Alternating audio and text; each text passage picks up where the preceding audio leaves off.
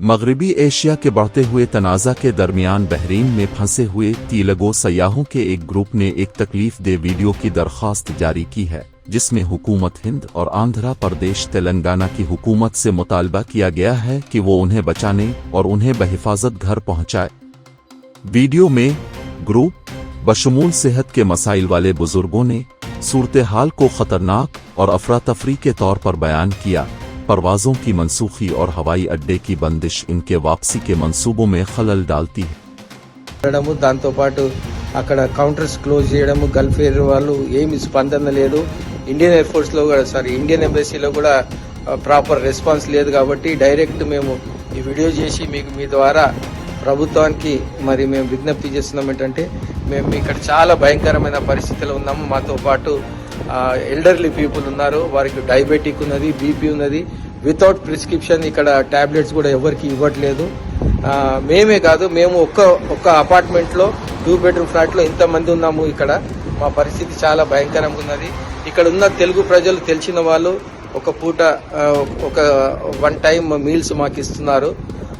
So కాబట్టి మేము మా పరిస్థితి చాలా భయంకరంగా ఉన్నది. దయచేసి మీరు ఈ యొక్క వీడియోని చూడగానే వెంటనే మాకు మీరు న్యాయం చేసి మరి మమ్మల్ని ఇక్కడి నుండి మా యొక్క ప్రాంతాలకు, మన ప్రాంతానికి తరలిస్తారని చెప్పేసి మేము ఆశిస్తున్నాము.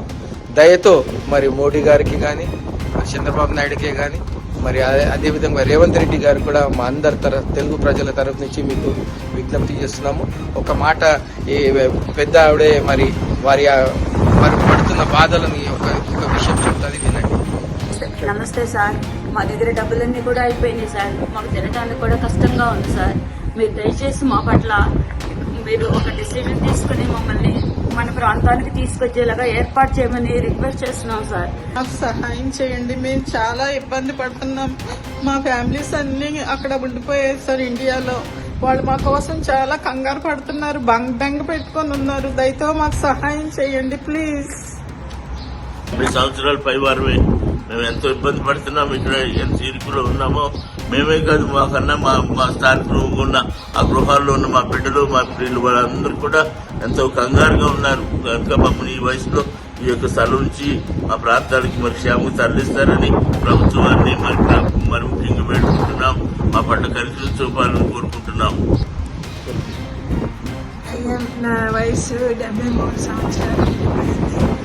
నేను తెచ్చుకున్న మెడిసిన్స్ అయిపోయాయి సార్.